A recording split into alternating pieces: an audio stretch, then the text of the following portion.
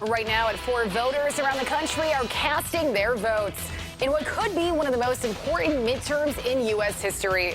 We'll have a look at some of the key races. And we're tracking very strong wind speeds and wind gusts as we move through this evening. We'll let you know how those could impact you and for how long. And moving forward, the meeting Bishop Richard Malone is holding with deacons and others in the ministry to try to heal the Catholic Church in the wake of the sex abuse scandal. From the station with the most local news, this is News 4 at 4. Good afternoon. Thank you so much for joining us on News 4 at 4. I'm Christy Kern. In your top 4 at 4, we are keeping a close eye on several key races for Election Day today, including the race for the 27th and 23rd District and control of the governor's seat. We're also keeping our eyes on the forecast. Parts of western New York are under a high wind warning. Take a look at this. You can see wind took down a massive tree on Sydney Street and Rickard Avenue today. Took down part of a patio and a power line. Wow, look at that. Let's get straight to former meteorologist Kaylee Went. She is tracking the wind this afternoon. Kaylee? It has been extremely windy already, and after that front moved through right at about 2 or 3 o'clock, we've seen wind speeds actually start to pick up, and we can expect to see that continue moving through at least the next several hours. So unfortunately, if you did have plans to head to the polls after work today, you are going to still be dealing with those strong wind gusts, which are potentially damaging. And we just showed you some trees that have been damaged. I know near my house, some smaller limbs have come down. And here's the reason why. Those sustained winds are between about 15 and 35 miles per hour. It really depends on where you are. Some of the breeziest or windiest locations so far have been up into the Niagara Frontier region. That's where Niagara Falls right now is seeing sustained winds in the low 30s.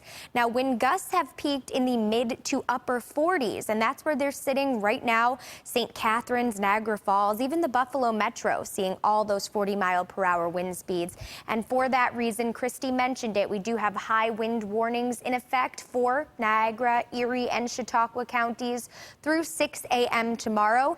And further inland, Genesee, Orleans and Wyoming counties all seeing wind advisories until that same time period, 6 a.m. Wednesday.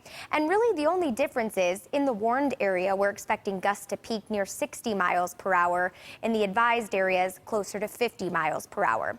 Now, something else that we've got going on outside is we have a lakeshore flood warning. That stays into effect until 5 o'clock in the morning tomorrow for the same reason. Strong winds are causing a lot of movement out on Lake Erie, and so far today we've seen it rise about 5.5 feet. Now, this warning has us looking at nearly 8 feet rise on the lake. So this is something we're going to continue to monitor as we go through the remainder of the night tonight. Now, coming up in my full 4 and forecast, we will continue to talk about the strong winds. We're also going to take a look at the rest of the work week because we do have more rain on the way, plus some possible accumulating snow for the weekend. Christy. All right, Kaylee, thank you. And remember, you can get the latest forecast in the palm of your hands anytime. Just download our News 4 app. It has the latest news, weather, sports, traffic, and more, and it is free for your phone or your tablet. News 4 is your election headquarters for Election Day today, and one of the biggest races is New York's 27th Congressional District. Democrat Nate McMurray is taking on Republican Congressman Chris Collins and Reform Party candidate Larry Piegza. It's after Congressman Chris Collins was indicted on charges of insider trading and lying to the FBI in August. According to polls, the race is tight between McMurray and Collins, what has been a primarily red district for many years. McMurray was in Hamburg this morning making a final push for votes. We are not Democrats, we are not Republicans, we are Americans. And I think today you're going to see Americans rising up and saying we deserve better leadership.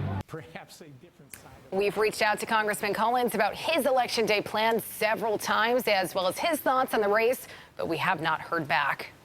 In the 23rd District, Republican Congressman Tom Reed is seeking another term.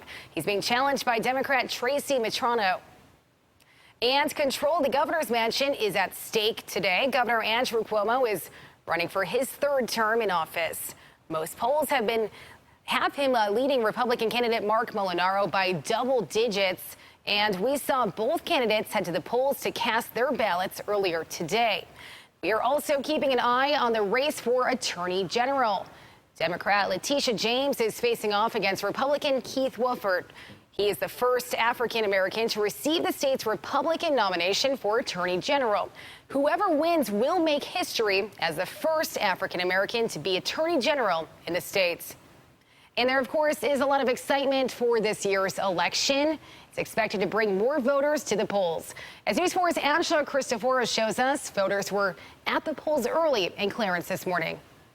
I think the midterms are important, even more than presidential races. This is our chance to vote our representative, our closest representative to Congress. Voters in Clarence stood in line before the polls opened at 6 o'clock this morning, eager to exercise their civic responsibility.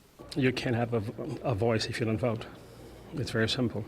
About 580,000 people are registered to vote in Erie County, and the Board of Elections is expecting a high voter turnout. I think it was critical for people to really come out and vote today because it's really what's going to set the pace for the future of our country, as well as our state. Many voters have their eyes on the race for the 27th Congressional District. Democratic challenger Nate McMurray is seeking to unseat incumbent Congressman Chris Collins, who was indicted on charges of insider trading and lying to the FBI. According to polls, the race is close in what has been a primarily red district for many years. There could not be more of a stark contrast between the two candidates. I think New York 27th deserves better representation. I think that if someone is being indicted, they should not be on the ballot and be able to hold office. People working the polls here in Clarence say there's been a steady voter turnout so far today. The polls close at 9 o'clock tonight, and we'll be breaking down your election results tonight on News 4 at 10 and 11. In Clarence, Angela Cristoforos, News 4. All right, Angela, thank you. And coming up in our next half hour, News 4's Shannon Smith will have an update on voter turnout in our area. She'll have a live report from the Board of Elections coming up on News 4 at 4:30.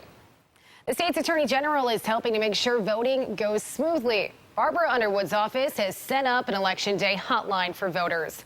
Lawyers and staff are available until 9 o'clock tonight. You can call the number on your screen if you have any issues at your polling place. It is 800-771-7755. You can find your polling location on our website, WIVB.com. And we are making sure you know the latest on the races. We'll have a special live show on WIVB.com as soon as the polls close at 9 o'clock tonight. We'll also have live coverage on air and online throughout the night. Happening tonight, Bishop Richard Malone is meeting with deacons and others in the ministry to tackle the sex abuse scandal. Comes a day after Bishop Richard Malone held a news conference answering questions on the scandal. The diocese released 36 names of priests who have been accused of child sex abuse. That is added to the initial list of 42 priests earlier this year. Tonight's meeting starts at 7 o'clock. It's at the Infant of Prague Parish in Cheektowaga. Next on News 4 at 4, ready for winter. The simple steps experts say you can take right now to get your car ready for the season. And a special delivery for twin sisters who now share more than just a birthday. We'll have that special story coming up next.